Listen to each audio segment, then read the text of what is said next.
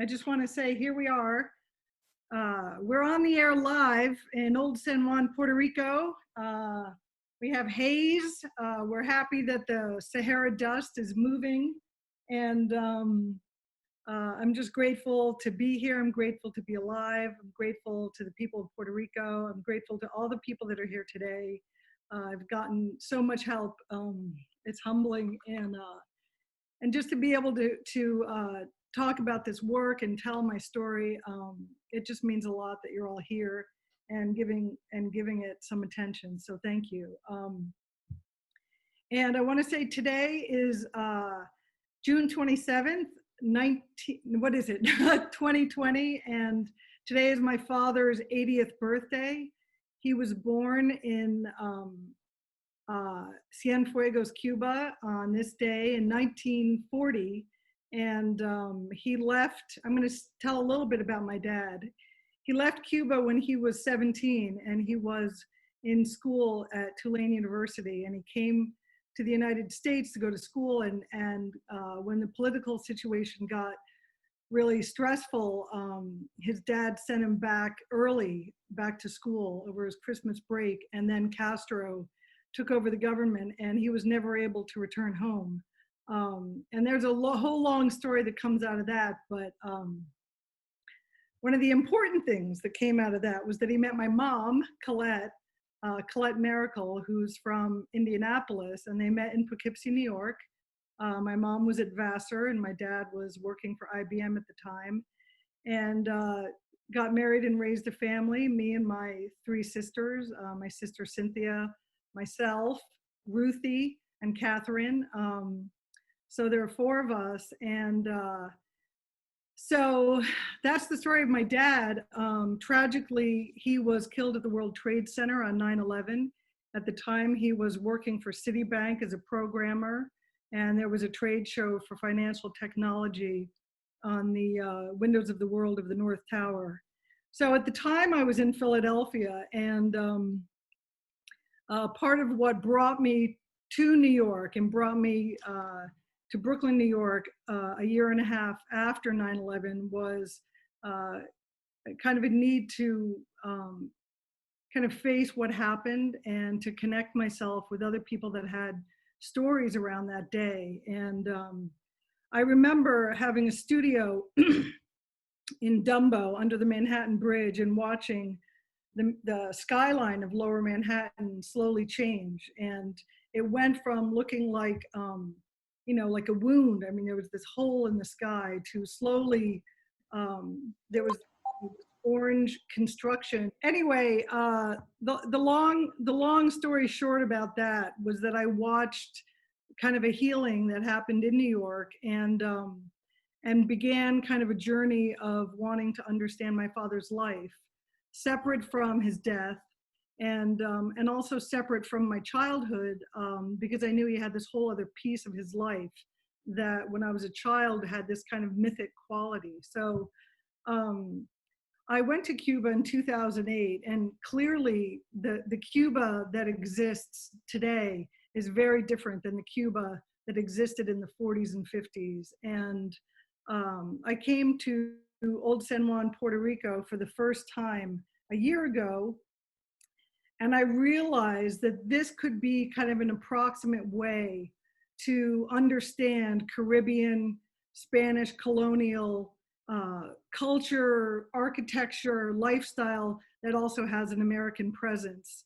So I came up with a project to do a painting project called Inside Outside, because I realized here there is a way in which people bring the outside indoors, right? There's the city and the sea, you can see it from all the windows, and people live outside. There's an intimacy in the public and a very social part of the public area. There's a lot of interchange. And so, and I had been doing a lot of still life outside up in Maine. Usually, this time of year I'm up in Maine.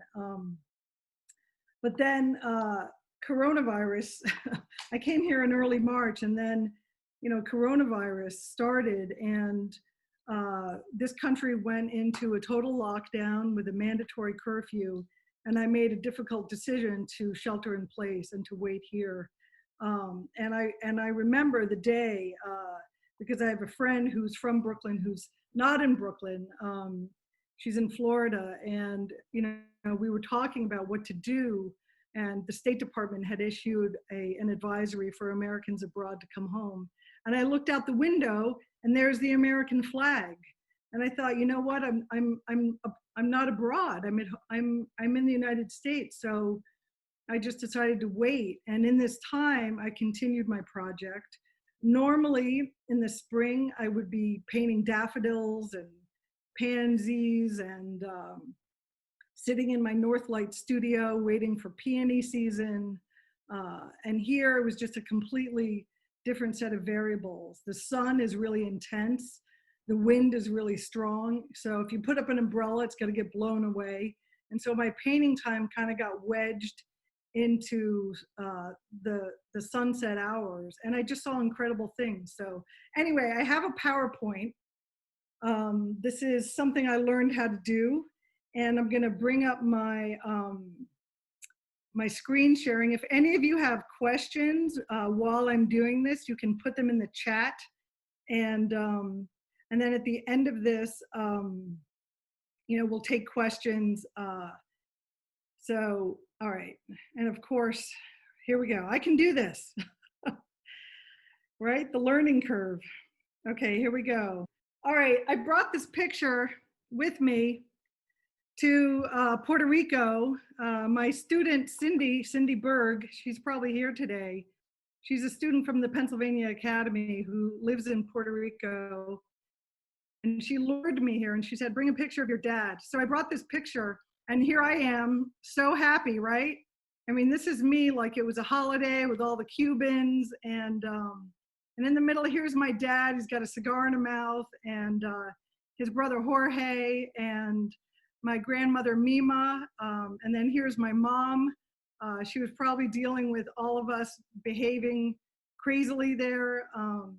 This is my Aunt Rosa, who's my brother's sister, and my Aunt Miriam, who is the wife of my Uncle Jorge. So that's kind of how I grew up. I mean, this was in Poughkeepsie, New York. There were only a few Cubans. So I didn't know the Cuban culture except in this very limited pocket.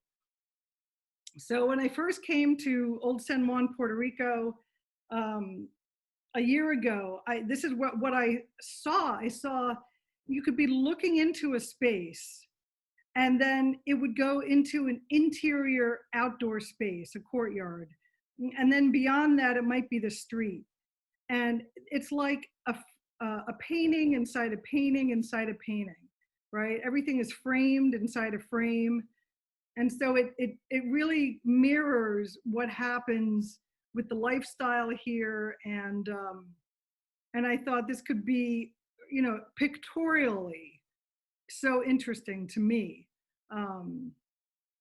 So here's another picture from inside a historic building. And this is the turquoise building that's right near me next door. It features, it's kind of like my neighbor. And I was able to see a couple of historic places right before the lockdown happened. I came here in early March. This is the view outside my terrace at dawn.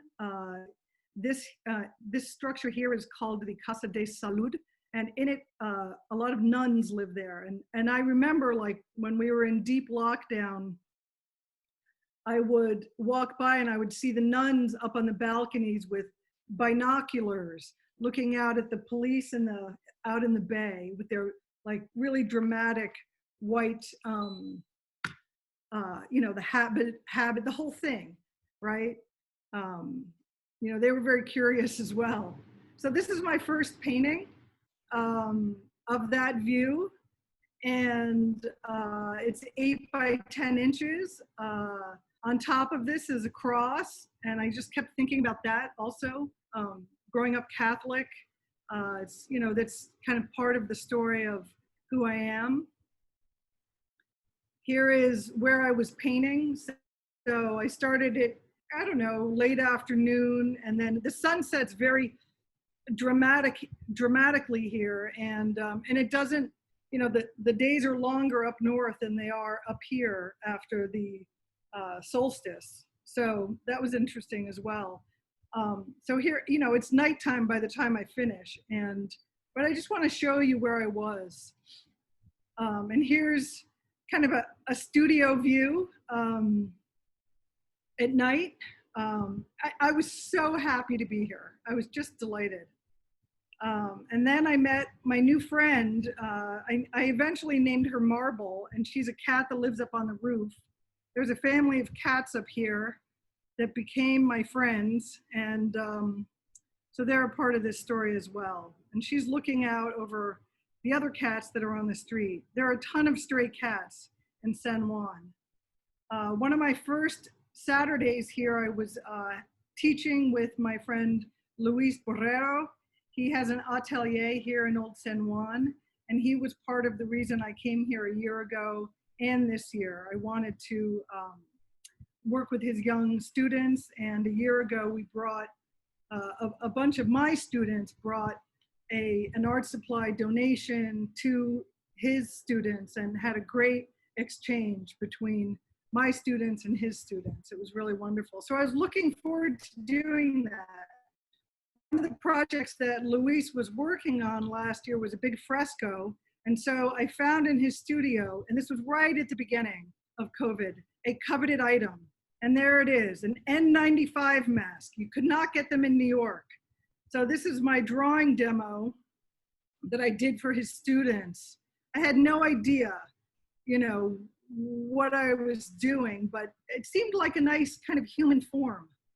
So anyway, this is from outside the terrace. This is a view of the governor's mansion. It's called La Fortaleza. And it's a beautiful, ancient, 500-year-old structure. There it is at sunset with that kind of, all those turrets, looking out over the bay of Old San Juan. Here's a street view. This is a famous street view that we see in magazines and newspapers. And, this is like the iconic view of the governor's mansion. And this is before the lockdown started. And I have another picture to show you of what this looked like when there were protests happening in New York. So this is a dramatic picture taken by a friend of mine who lives on Fortaleza when they were preparing for riots and looting. And it was amazing to me how that came here, and there was a real outpouring of support about that movement. And so I just want to share, what was happening here while it was happening up in the United States as well. Many of the police force here are people of color, so it has a different kind of, I don't know exactly how to put it, but it has a different kind of traction. Maybe the best way I can put it. I want you to know, while all that was happening, I was trying to paint bougainvillea. And it seems ridiculous that while that was happening, this is what I was doing. But I was getting ready to teach for the Pennsylvania Academy of Fine Arts, and, kind of questioning, why am I doing this? So I had to learn how to teach online. But what ended up happening is I had 16 amazing painters in my class, and one of the students had lost her dad to COVID. And, and I thought, it is meaningful for me to bring what I do into the lives of other painters. There are all these painters that are also struggling with taking the time for their own work. So, we can support each other in that way to do something that's life affirming in the midst of so much suffering. So this is a palette that I did for my workshop. But I want to show you in it this is a blend of the earth palette and the prismatic palette. And the reason why is because there's earth colors, ivory black, yellow ochre, ultramarine, burnt sienna. And then there's prismatic colors, which all relate to light and rainbow and color. And it's kind of like my experience in Puerto Rico. Um, Here's a view with a cat.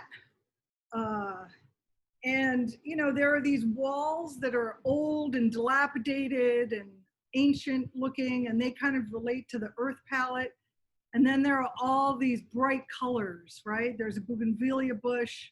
There's, you know, these beautifully pastel painted colonial structures. And then there's the sky, which became part of my experience here. I'd never seen anything like this, right? A double rainbow.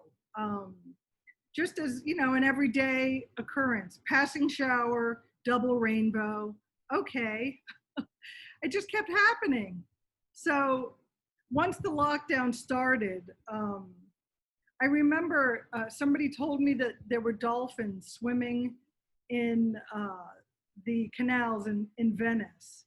And this kind of healing of like nature taking over. You know, there's this very intense human drama, and then what's happening is that the, you know, the human life has kind of slowed down, shut down, gone inside, and then the wildlife start to take over. And so here's a cat lying in the middle of what is usually an intersection filled with tourists. I just thought that says it all. So now I just have a lot of pictures of what Old San Juan looks like in lockdown. Normally tourists. Here is the one vehicle on the street, a garbage truck. This is a block from half a block from my house. This is a little street called an escalinata, which means staircase. And this is Escalinata de Monjas, which is the staircase for the nuns, because it's next door to the convent. There it is, Escalinata de las Monjas. And here I was kind of in my own monk cell, so it seemed appropriate. Here we are with the side wall is Casa Blanca, the 500-year-old old wall of the mansion of Ponce de Leon. Again, you know, the earth palette next to these bright colors of the newly painted, historically restored residential buildings. Here's Casa Blanca, no tourists, but a lounging cat hanging out in a doorway. This is the, you can see outside the wall, usually, of course, lots of tourists. I want to point out to you that there's an airplane here. I always got solace from that because I knew that even though international flights had been stopped, that I could still come home. So I was always reassured. Here's the San Juan Gate.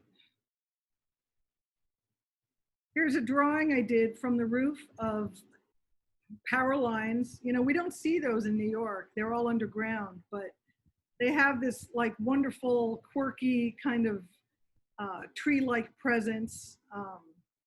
And so I started painting these streets, the buildings from the terrace. And so here's one of my first paintings of all the colors, the sky. This is 14 by 14 inches.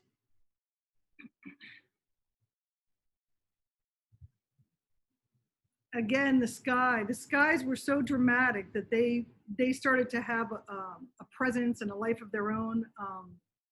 This is a view across the bay at sunset with all the colors in the sky. This is 10 by 10 inches. Another sky. This is in the morning with you can see a double rainbow. I started to learn that rainbows take place in specific places. There's like a morning place for a rainbow and an afternoon place. I didn't know that either. So this was another very comforting thing I would see from my chair in the morning. The milk truck coming into town on the barge named after the national frog of Puerto Rico, the coqui frog, that I would hear at night. And all the cruise ships had stopped, but they kept bringing us groceries, and that was very reassuring. And meanwhile, I have another picture to show you that came in from my friend of what was happening at the New York Harbor. So a lot of you saw this kind of picture, but it just lets you know that while I was here in this completely other world, I was so tuned in to what was happening in New York and Philadelphia, and other, across the nation. But, my people are mostly in New York and Philadelphia, and then my family in DC, and my mom up in the Adirondacks. This is a view of the mountains. Okay, I hear somebody, okay, and the mountains started to look like cats and geckos, just so you know. And this is one of my first paintings of the bay. This is called Bay at Dusk, with the mountains in the distance, 14 by 18 inches.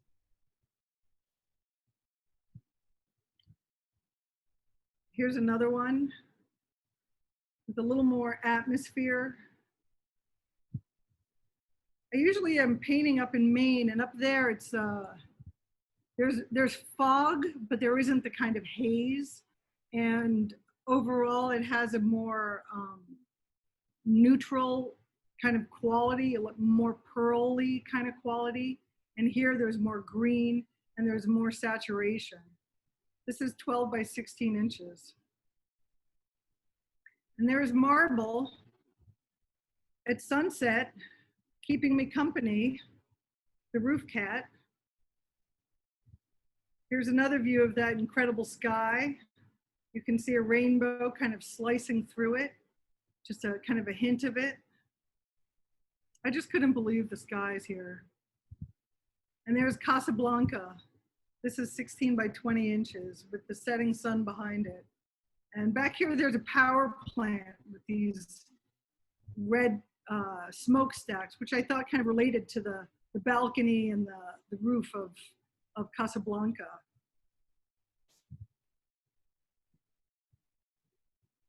Here's a view looking out toward between the governor's mansion and one of the residences.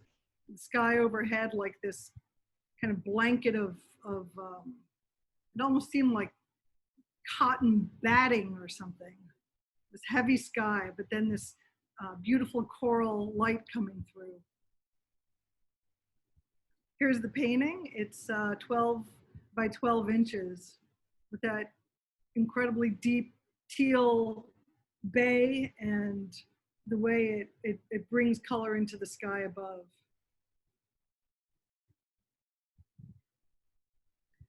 This is probably sometime in mid-April. It's hard to remember time. I know all of you feel the same way, but it just got so lonely and strange and isolated and tragic, and obviously we didn't know which way things were going to go. I mean, we still don't really, but this, as things got more and more traumatic, let's say, it became both more important for me to drag all my gear outside and sit and work. There is some background noise, just so you know. I keep letting you know, just so you know. Anyway, so it became more and more important for me to bring all my gear outside, but it was also kind of harder to have the ambition, if that makes sense. But I just I just kept doing it because it was the one time when I felt connected with God. I guess that's the best way to put it. Nature, we call it the great outdoors, and it's a way that it would connect me with some kind of divine presence. So here's the painting. It's 8 by 10 inches. There's Casa Blanca back there, and a chair and a ladder. And this painting kind of epitomizes what it was really like to paint here in quarantine over a long amount of time. But I wasn't alone, just so you know. I did have a friend, and she kept, she just keeps me company. She's a nice, sweet cat. She doesn't need me to pet her. She didn't need me to feed her either. I mean, I did start feeding her, but she didn't need me to because she's actually taken care of by a man on an adjoining roof. Now this is this is a view that I saw 3 times a day. This is the view from my stove. This apartment is so wonderful. It has these small windows that the owner, Paloma, put in, and they're like portholes in a ship. And I would look out and see the sea and the rooftop and sometimes a cat. And while I was cooking and cleaning 3 times a day, day after day, like most of us. I started painting in the kitchen. These are bougainvillea that were given to me by somebody across the street who was fleeing town to go back to the States. And this is how I started painting bougainvillea. They're all over the place. I just had to have the guts to go out, avoid the police, and pick them from abandoned historic sites. Here's a still life setup I did. I thought about avocados and pears, that they kind of mimicked the mountains of Puerto Rico, these kind of big humps. So there's the painting in process, and there's the painting. I believe this is 9 by 12, the bougainvillea with coral vine that I picked from the Casa Rosa, which was a historic site that had no tourists, lots of cats. These are bougainvillea out on the terrace. This is 11 by 14 inches in the sun. The sun was so intense, but the bougainvillea can hold up to it, which is great. Unlike many, many flowers up in the northern climes. The bougainvillea looking out toward the bay with the blue bowl. This is 12 by 12 inches at the end of the day. And then here's a big cloud. I just decided, let me paint that cloud. Let me see if I can get that cloud. I had been painting buildings with clouds or mountains with clouds. And then I thought, let me just paint that cloud. The truth is that Cindy had been painting clouds before we had to get separated by the quarantine. And I thought, you know, she's onto something here. She knows something about what it means to live here. So I just took that on. And then I started to think, well, you know, and I had suggested to her, maybe you could think about the buildings like they're clouds also. And so I tried a painting, or I thought about the buildings as if they were clouds as well. So it didn't have to be such a strong difference, at least in paint quality, between the solid forms and the ephemeral forms. I mean, light itself is so ephemeral that it ends up, you know, everything is always in flux when you're painting from nature. So there's the painting in process, looking out over the rooftops of Old San Juan and the mountains in the distance. And there's the painting. This is 14 by 14 inches. I kind of love bringing in the feeling of the turrets, kind of these little teeth across the surfaces of the buildings.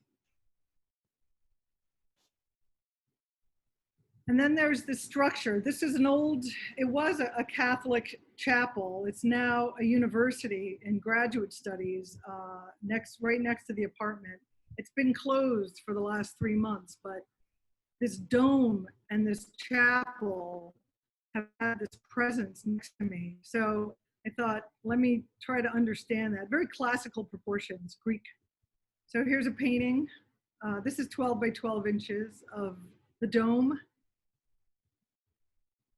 This is my office next to it. This is a view of the top of the chapel through one of the little windows. So this is a view I see a lot, just that little slice of it, little tiny bit of it. Next door, there's another escalinata. And I would look in there because they're not in this picture, but there's so many cats in here because the man who feeds the cat's on the roof. This is his roof here. And you'll see there's a cat right on the ledge there. I mean, I felt nervous just looking at it there, but anyway, I spent a lot of time looking at the cats in the escalinata, and I did a drawing. This is more true of what it's like. They don't hold their poses though, so they don't end up in paintings, but you know, they're just hanging around. And there's me painting the view into the escalinata, and there's the painting. This is 9 by 12 inches.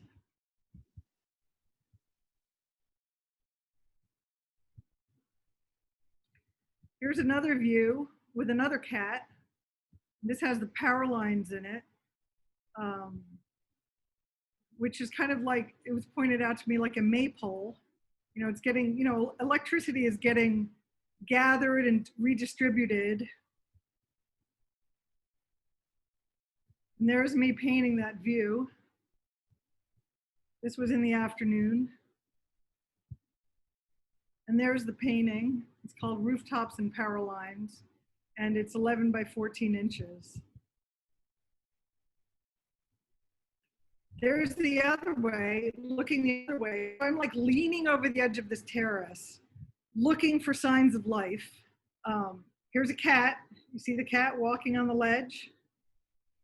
So, and just all these wonderful colors, right? They're just incredible. So I decided to do a painting. This is Easter weekend, and the Cuban government, the Puerto Rican government put the whole country on lockdown for 3 days, Friday, Saturday, and Sunday, so that families wouldn't gather and spread the virus. So here are the neighbors, and they were talking to the people across the street on their rooftop. So there was this whole conversation happening in Spanish while I was painting. And this is Easter weekend. And so there's the painting. This is 10 by 10 inches with their little lounge up there on the roof.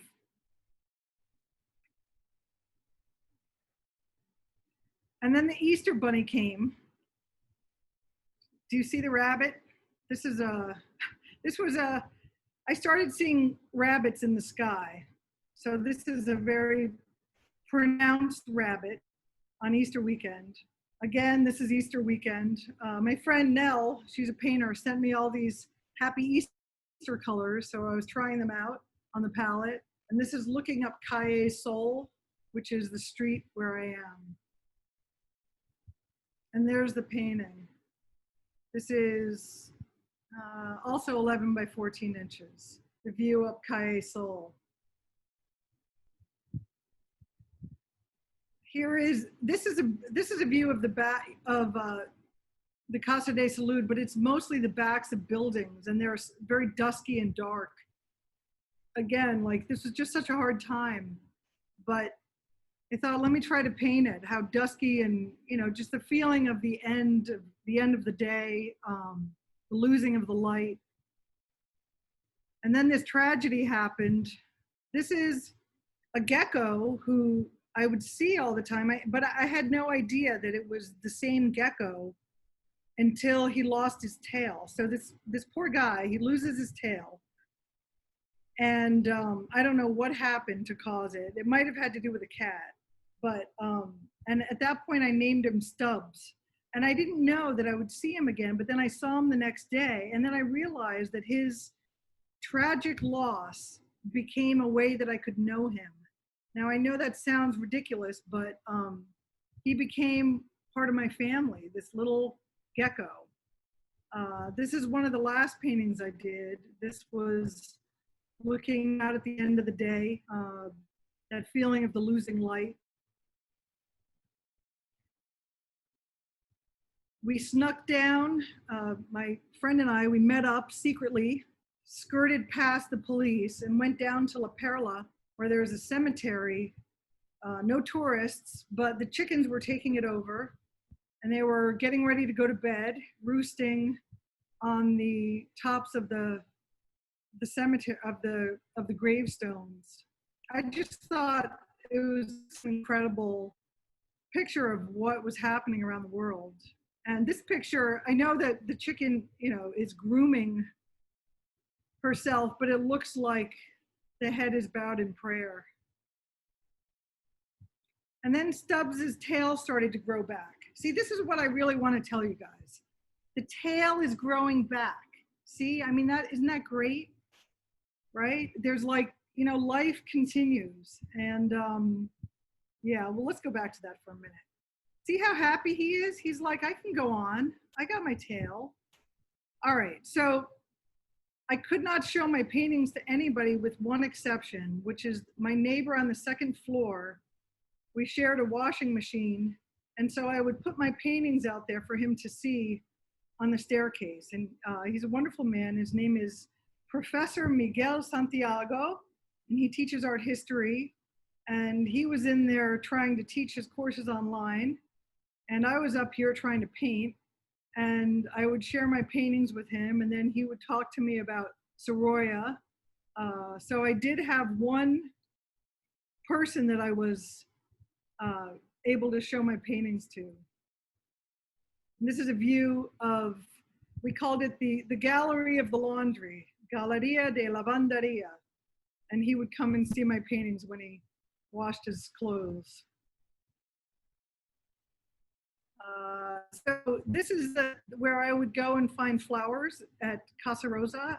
And here there are a lot of cats. It's where is located the Save the Gatos volunteer. They trap and neuter cats. So this is a picture of me picking flowers and getting surrounded by cats. This is one of my last paintings also, bringing those flowers back into the kitchen. Here's the painting. It is 14 by 18 inches. The coral vine and periwinkle and these yellow trumpet flowers with these tropical fruits that to me feel like the humps of the Puerto Rican landscape and the reflections in the bay. There it is. And then this is my last painting. These are periwinkle and frangipani. This is 12 by 12 inches. So that is the end of my show. I'm going to end the show and I'm going to turn the floor back over to Rebecca. There you go. That was wonderful, Christine. I think that we were all so excited to get this started. I don't even think I introduced myself. I'm Rebecca Moore. I'm the director of Somerville Manning Gallery, where Christine's paintings are on view at the moment. So first I want to thank everyone for being here and kind of taking part in Christine's experience with all of this and being patient while we work out some technical tweaks. And so we're gonna get started with a Q&A. So the best way to do this is either send questions in the chat feature, or if you click on the participants button, there's a hand wave feature. And so if you wave your hand, I'll be able to call on you to ask questions. So does anybody want to get us started? Well, I can ask a question, Christine. So I know that obviously there's so many correlations between your experience down there and your dad's experience, not being able to return to Cuba. And just something that I admire so much about this project in general is that you are able to take this kind of collected trauma and isolation and really find beauty in it, which I think is really interesting. But we do have a question, it looks like in the chat feature. Do you always use the same color palettes? Well, there's two questions there. The first is I want to just say a little something about what you were saying, Rebecca, which is I came here. It's, what happened to my dad was that he couldn't go home, and I knew that. I've always known that, and he made a home for himself in New York with my mom, and that that wasn't lost on me when I realized that I couldn't go home to New York. And my decision had to do with being high risk. My health is, I'm considered high risk. And so it was a health decision. And what was happening in New York when I made that decision was that things were getting really bad. And And I had this feeling like my dad's spirit had brought me here so that I could miss another ground zero. You know, that somehow I was brought here by him. And then when I realized I might be here a while, that that I couldn't go home, that I had to kind of have a more deep experience, more like what he probably experienced, in terms of being disconnected. I mean, obviously, we're all still connected virtually, and thank God for the internet, and thank God for Sprint Mobile, uh, but it's different. And after being here 2 months, I ended up getting quite sick with dengue fever, which is a whole other story. But I had to really rely on the people of Puerto Rico, and I was taken care of. And so, you know, we learn that with whatever circumstances we're going through, that we have to make peace with where we are and make the best of it. So I just wanted to say something about that, to answer what you asked, Rebecca. But in terms of, I love that there's always the question, you know, there's painters in the audience, because you get the materials questions. I have certain kind of go-to colors, and anybody who like really wants to know, send me an email, and we can talk shop. But no, I'm always experimenting. I usually have reds and blues and yellows, and there are certain colors I just love to have on the palette, like cerulean and cadmium red and yellow ochre. But I'm always experimenting, and you know, that's the life of an artist. We're always trying to find a different way to say something. And of course, also I'm responding to this place, right? So there's a real feeling of earth and age, and there's also a great feeling of color and light and joy, and you know, just the paintings of the streets. It does look like we have Kathy Brown who has a question, so I'm going to unmute Kathy real quick so she can ask you. Hi, Kathy. Hi, Chris. We are not in Brooklyn. We're upstate. Being safer during I'm in the middle of treatment. But I was wondering about supplies for you, because you only probably brought a certain amount of paints and canvases. Like, were they readily available? Did people send you things? Because the colors are so vivid and so different that you used. Well, that you know, that's a great question, because it gets down to a question of logistics, right? Mm-hmm. So, right, I just, you know, I have a habit of going overboard, overpacking too much, and thank God I had an idea that I would be, you know, sharing my supplies, and so I did. I had a lot, but I was running out of canvas. I was running out of white, mm-hmm. And I have two friends, my friend Amy, who's in my studio in Brooklyn, and my friend Seamus, who kind of takes care of me in my studio in Brooklyn, and they were able to go through all my extra stuff in the studio and put together a box and ship it to, fortunately, I was able to get a P.O. box, mm-hmm. ship it USPS to Old San Juan, so I had more supplies. And then another painter friend, my friend Nell, shipped me some happy colors, and my wonderful Dominican canvas maker, Angel de la Cruz up in the Bronx, shipped me some canvases. So it all came through the US postal system. And so now I have a problem with getting it home or figuring out what to do with it. Fortunately, I was able to ship the paintings to Delaware.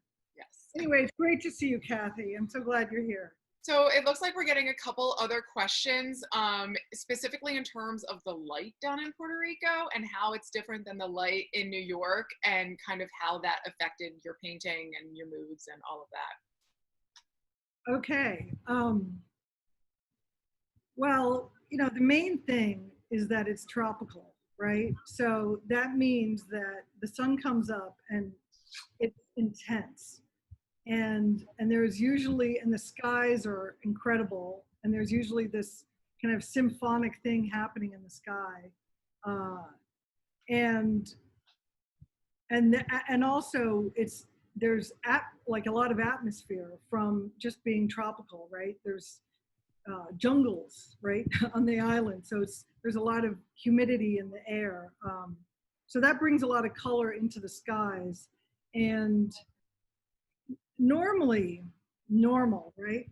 What normal is like what I've been doing for a lot of years. And that is during the year, I'm in my studio in Brooklyn painting by unobstructed north light, which is cool, it's constant, and it enables me to really make a large still life and kind of maintain the shape of the light and the shadow. But here I'm in a place that has multiple windows, right? Inside, outside, which means multiple light sources. And the kitchen, I was able to kind of isolate light coming in from the west, but there were windows on the east that go into a courtyard stairwell that I was trying to block with a door so that I could have a single light source. So I was trying to come up with creative solutions to that. Great. We have a question from Joanne Hopper. She wants to know how much longer you anticipate being there. Well, I am going to get on a plane to Hawaii. That's where Joanne is. I have I have a flight home on July 22nd, and I bought that ticket a couple weeks ago, and I'm hoping that everything's going to be fine for that ticket. I'm still sort of recovering my immune system from the dengue, and I also taught this online class, so I wanted to just kind of stay put for a while. But there's also the problem is that I like it here, right? And as things are starting to open up, I think, I could go to the beach, I could start to see some of the historical places that I haven't been able to see. So I'm hoping that I'll have a little window of time to go into some of these, like I haven't been inside El Morro, because that's been closed pretty much this whole time. So I'd like to see some of these places before I go. So I am coming home. Good. We hope so. Does anybody else have any other questions? I'll give a last call kind of situation. If not, if anybody has a question that they'd like to send over to Christine after this, feel free to send an email over to the gallery, and we'll be able to forward anything over to her. Oh, this is an interesting question. Do you see yourself returning on a regular basis, given the fact that you've connected with your dad again down there, kind of? Yeah, I do. Yes, I know. I don't know how that's going to look.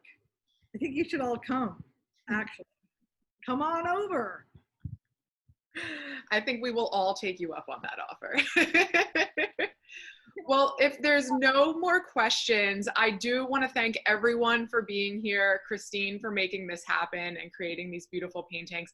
The digital catalog, I have posted it in the chat. I'll repost it again right now so that you all can see it again. All of the images are online, and the work is on view in the gallery if you are in the area to come and see it. We're doing, safety protocols, all of that stuff. And this Artist Talk has been recorded, so if you know someone who maybe didn't have a chance to hop on, the recording will be, give me like a day or two, and it'll be up on the website, and you guys can share that. Christine, any parting words before we take off? Oh God, well, yeah, I do want to say something, and it's about like the interconnectedness of all of us, and in this time, what I was able to do was connect with nature, but also to, and that, I have a sense of this being such a human drama, but it became very clear to me that we were all affected by, this is a global experience. There's, the global supply chain's been disrupted, and we're all kind of trying to protect ourselves in isolation. And there's this, there's a conflict there between kind of needing to kind of be with ourselves and also needing each other. And I just feel you know, just being able to make this work, just being able to survive I've relied on so much help from so many people. And I'm just grateful to everybody who has, you know, helped me. But I also know that for every, you know, like I'm just one story, and I know, you know, we're in a time where we all really have to look out for each other. And so I just want to send a blessing out to everybody, to, you know, to take care and to take heart, and, you know, to stick together, because, you know, we're united. This place, okay, this is the last thing I'm going to say. The thing about Puerto Rico, which is true about a lot of the Caribbean countries, which is true about my dad, is that this is a place of mixed race, right? There are Taino here, there are Spanish here, there are African here, and there are Americans here, right? And the Puerto Rican people are, it's like this, you know, big melting pot, just like New York is, and Philadelphia, and so you know, I just feel like I'm a part of something bigger, and that we're all connected with each other that way as well. That's wonderful. So thanks again to everybody. If there's any additional questions, feel free to email the gallery, and I'll make sure to forward them over to Christine. And I hope everyone has a chance to look at the paintings, and hopefully we'll see you all again soon. All right, take care, everyone. Thank you.